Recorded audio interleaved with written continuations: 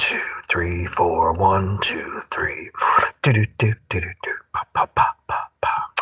All right, live from the Survival Pod here, Freedom Phil in the Wasteland, and I just want to talk about this situation coming out of California because it will affect a lot of the Southwest. We're talking parts of Nevada, parts of Arizona, and maybe even a little bit of New Mexico. But really, it's going to affect California the worst because it'll be the furthest away. This situation where the tax laws and doing business in California has gotten so bad that like refineries are just like, look, this just isn't worth it. The numbers wise, this isn't worth the trouble. And they're shutting down refineries. Now, this may be a precursor for something else, and one might even argue, is this something where someone could buy the dip? I'm not giving investment advice, but you might want to think about that.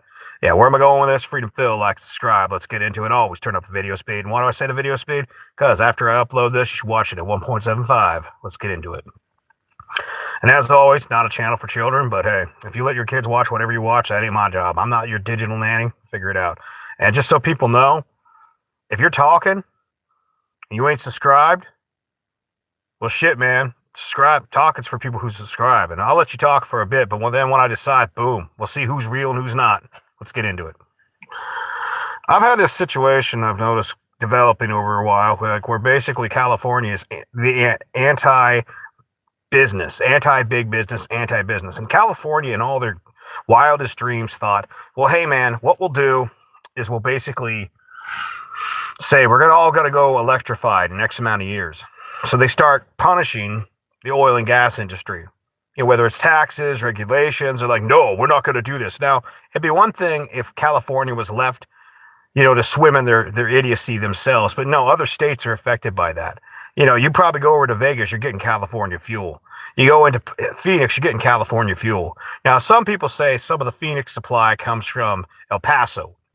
But El Paso's already pumping out at maximum capacity right now. To be real about it, if these Phillips Conoco refineries go down in other places, like Los Angeles and San Francisco, they have no real motivation to fix this problem. They don't. In El Paso, they're just going to be making more money.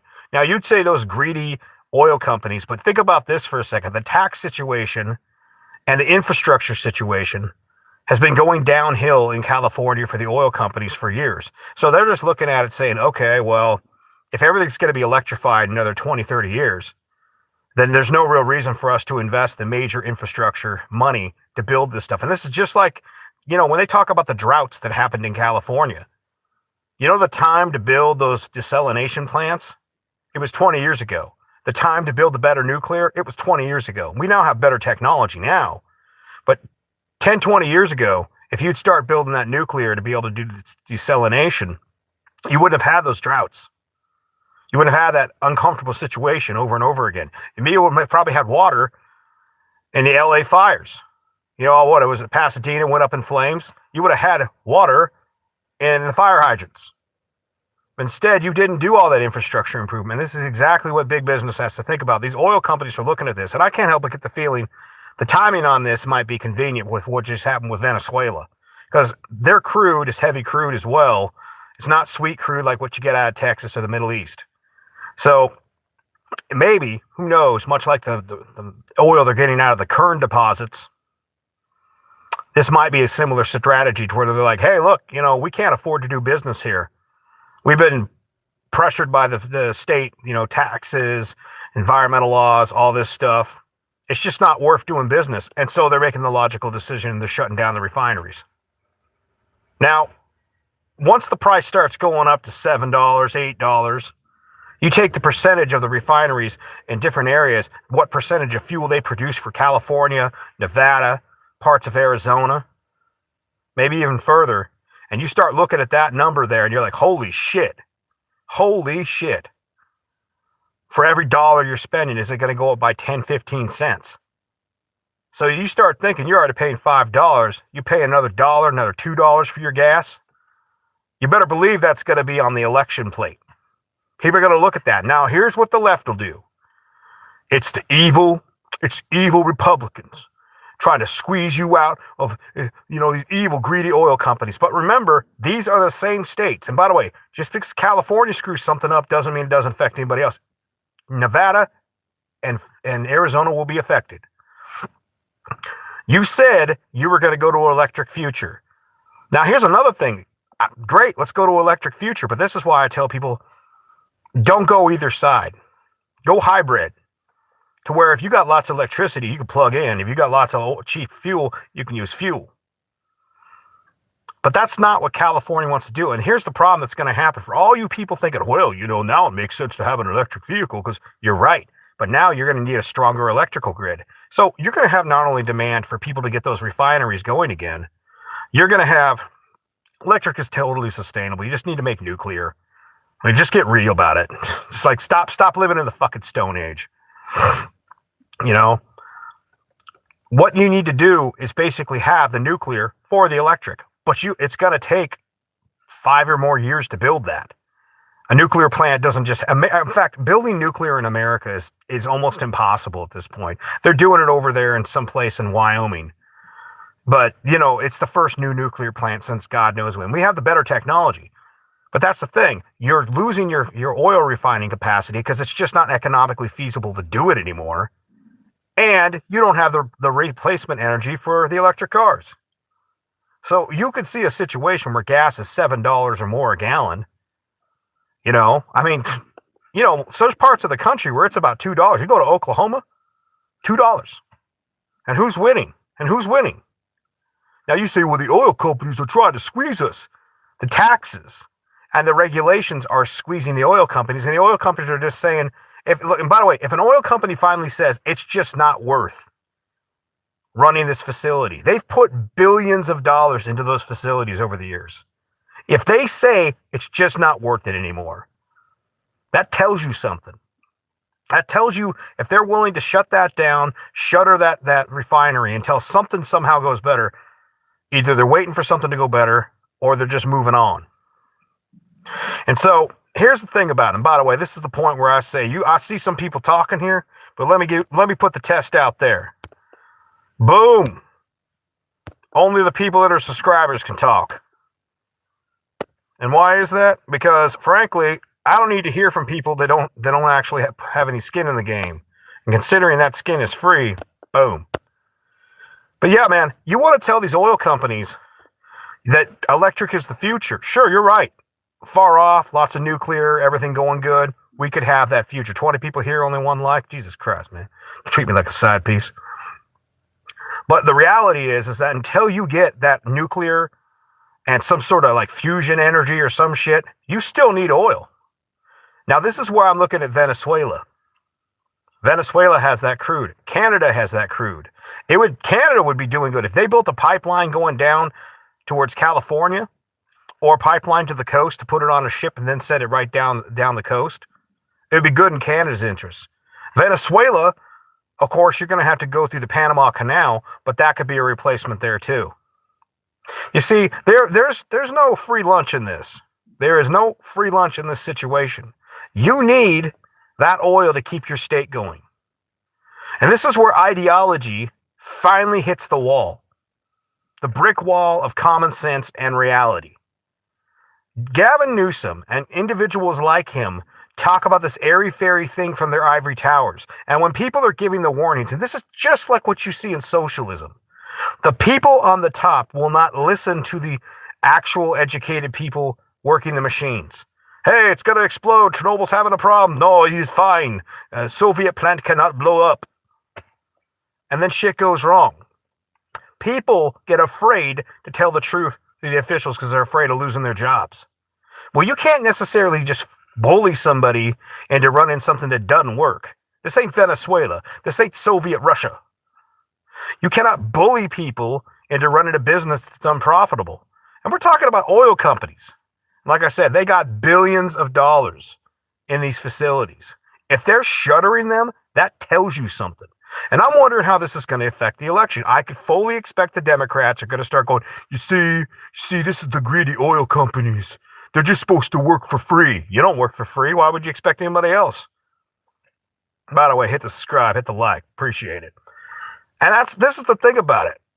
I hope people use this as an awakening issue to hopefully swing California back towards back towards some sensibility. And by the way, we got a subscriber here. Thank you. Okay, I got your like, man. Nuclear is good, but it's got to be. Yeah, it's been safe for ages. Fukushima. By the way, people talk about Fukushima. Yeah, I'll just be real about this. Fukushima's radiation has mostly long since dissipated. All the real heavy damage radiation dissipates in a quick time. And those are old, like 50-year-old nuclear plants. We have stage 4 or 5 nuclear, where we literally can recycle the fuel rods, the fuel pellets, over and over again. We have like France and, the Russians have been doing it. Some Japan's been doing it. Fast reactors. We have that ability now. We have testing facilities in the middle of nowhere in Idaho, the INL, International Nuclear Laboratory. We have this technology. They're sitting on it because every time you try to build a nuclear plant in America, to build that clean, renewable energy that all you seem to want for your electric cars, and by the way, so your energy prices for heating your home is cheaper, running your business is cheaper. Every time there's a group of people, probably oil and gas, that are behind your environmental movements. Of course, what's best for coal if nuclear never happens? Now, we could gasify coal. There's lots of ways we could make it cleaner, but there's no way you can cut off half of a mountain and have clean. It's not clean. Once you mine something, there's always problems. Your answer is nuclear. But until we get to that point, we need oil. We could literally grow oil from algae. There's lots of ways we can get with fuel, but America has this thing about it. It's like, we have this like weird love-hate relationship with the oil companies. We all like driving our vehicles. I don't see everybody going down to like a small, efficient vehicle. I see everybody still driving big SUVs and pickups. But then they're like, oh my God, the cost at the pump. Shit, back in the 90s, were you driving a Metro? Were you driving an Explorer?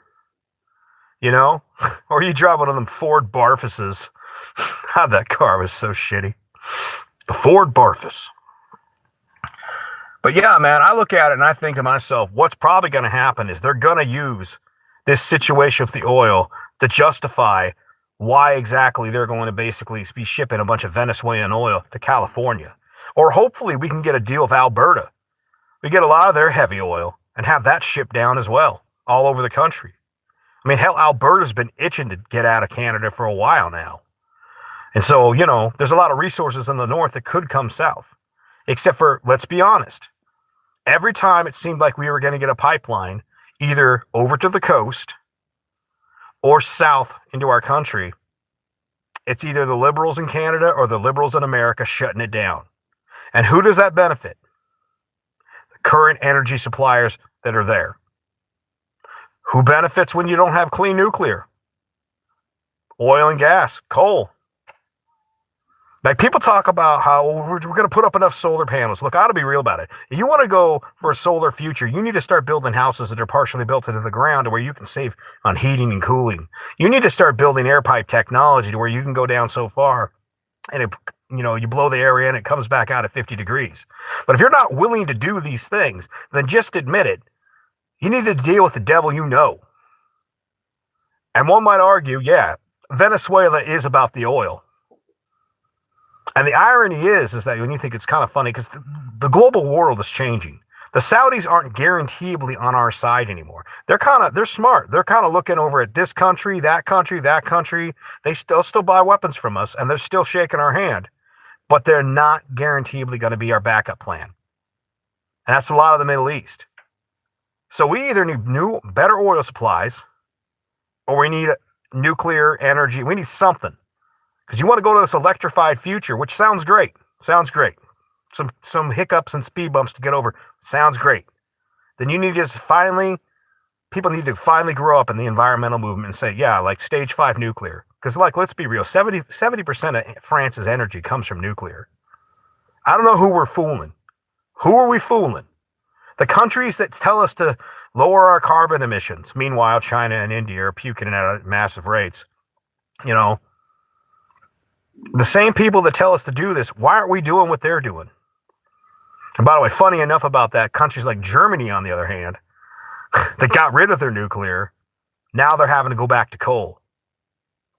Funny thing about that, maybe we should talk some other time about those terrorists that blew out the electric lines in a frozen German city, and they say it's going to take a number of days to get that going. How many billions of dollars do those environmentalist terrorists cause and damage? How many frozen houses, frozen pipes, maybe dead people in these cities? So there's no free lunch. By the way, that's a whole separate conversation we could have about the eco-terrorism. You know, you take out the power grid. And by the way, this is totally the fault of Germany. They've known these motherfuckers were around for a long time. But these people are mad that they're burning coal and they're damaging the environment. Well, shit, you got rid of your nuclear, dipshit. What? Did you just think what? And the other one is oil and gas. Russian oil and gas. Like, the EU is a weird, like, hypocritical hodgepodge. But that's all a side point.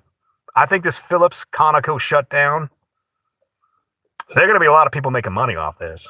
Not only from the increased price of gas, because whatever resource you need, you're going to need more of it.